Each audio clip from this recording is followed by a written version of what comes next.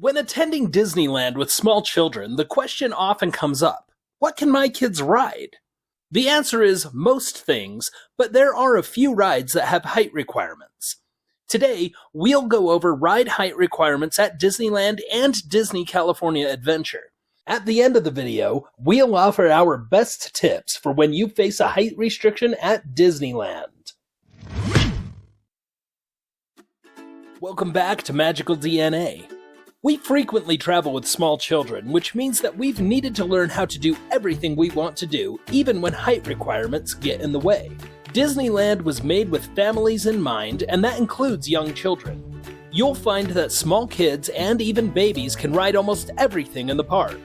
So let's start with what your small kids may not be able to ride, beginning with children under 35 inches. Autopia in Tomorrowland is one that the smallest children won't be able to ride. They will need to be at least 32 inches tall to ride, even with someone who's bigger accompanying them. On the plus side, once they hit 32 inches tall, they can ride and drive, so long as someone who is at least 54 inches tall is with them. At 35 inches tall, your children will be able to ride everything in Toontown. The only ride that has a height requirement there is Chip 'n Dale's GADGETcoaster. This is a fun beginner's roller coaster that the kids will be excited to conquer. When your kids reach 38 inches, they'll have lots of fun in Galaxy's Edge. At this height, they'll be eligible to go on one of two popular attractions. Millennium Falcon Smuggler's Run is a fast-paced motion simulator ride for the whole family. The rider can be a driver, a gunner, or an engineer. 40 is what I call the magic number at Disneyland. At the height of 40 inches, your child will be able to ride almost everything in the park. This is when attending Disneyland with small children becomes even more fun. Staying in Galaxy's Edge, you'll be able to head over to Rise of the Resistance. And before you do, check out the short linked in the description below for our Rise of the Resistance strategy to get a low wait time without paying extra. This intense dark ride places you in action-packed show scenes and up close to advanced audio animatronics. So even if your children are big enough to go, they may not be ready for the intensity of this ride. In Frontierland, you'll want to ride Big Thunder Mountain Railroad. Our kids love this roller coaster, and we usually ride several times each visit. Featuring 3 lift hills, animatronics, show scenes, and some of the best scenery around, your kids will probably love this too. After that, it's off to Tomorrowland for Space Mountain and Star Tours. Space Mountain is an indoor roller coaster that takes you to outer space.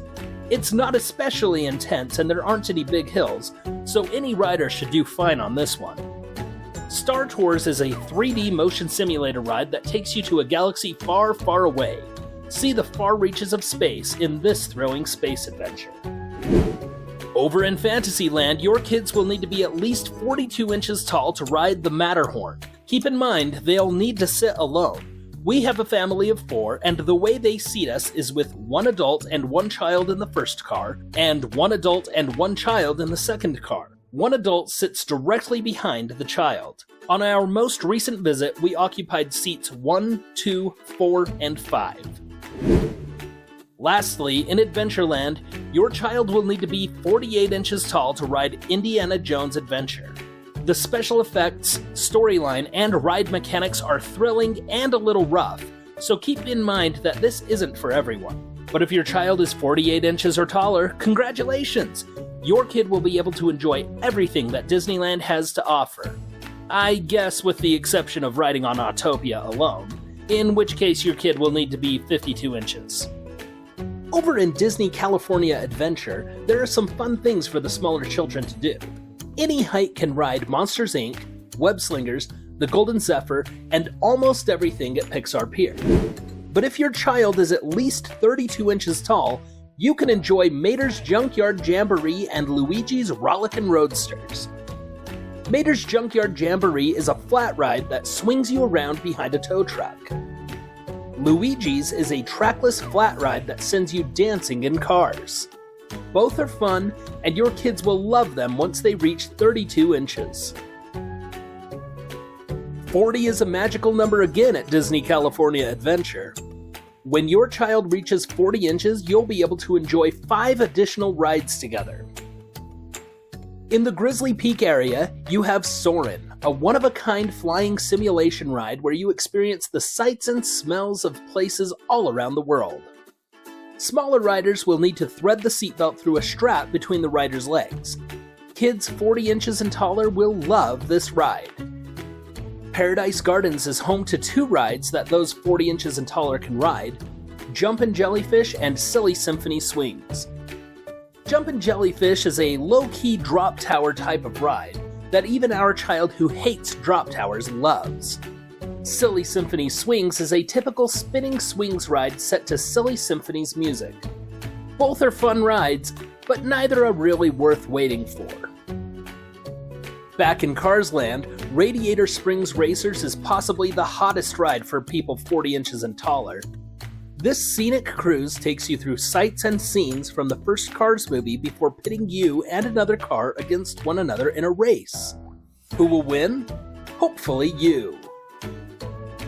And now my favorite ride and the favorite of another one of my children, Guardians of the Galaxy Mission Breakout. This ultimate thrill sends you upward before pulling you back down faster than the speed of gravity. Once our youngest reached 40 inches, we rode this again and again. When your child grows to 42 inches, you will be able to enjoy 2 more rides: Grizzly River Run and Goofy's Sky School. Grizzly River Run is a beautiful and wet rapids ride sure to elicit shouts of joy from your kids. Goofy's Sky School is a standard fare Wild Mouse-style roller coaster that's really nothing to write home about. If you pick only one ride in the 42-inch category, you'll do well to make it Grizzly River Run. Last on the list at a 48-inch height requirement is the Incredicoaster in the Pixar Pier area. This is one worth waiting for. It has a powered launch, smooth long hills, a loop, and vanilla cookie scent. And what better way of celebrating your child's growth than with an on-ride photo from one of Disney's best roller coasters. And now for some of our best tips for riding with a potential height restriction. Number 1. Set the expectation that even if your child meets the minimum height for a given ride at home, it doesn't mean that the cast member will allow your child on the ride. The cast members are given the power to decide whether a height restriction will apply, so set that expectation and move on if you need to. Number 2. Do a rider swap if you need to. If you don't know what that is, ask a cast member before getting in line if you can do a rider swap. The non-rider will have to wait with another member of your party while the rest of your party rides. Then, once your party is finished riding, the party member that waited with the non-rider will be able to ride the selected attraction, usually with one additional person. If your child doesn't meet the height for a given ride, at least everyone else will be able to ride thanks to the rider swap. Number 3. This is our most important tip. When the cast member goes to measure your child, make sure that your child is standing directly beneath the height indicator. If their feet are behind or in front of the height indicator, they will need to lean in order to allow the cast member to check their height. If they lean, there is a chance they will appear too short and you will not be able to ride. This happened to us even on rides that our youngest had been on the previous day. That's it for this video. If you want more information on height restrictions at Disneyland, check the description below. If you liked this video, please leave a like. To see more, don't forget to subscribe. Thank you for watching Magical DNA.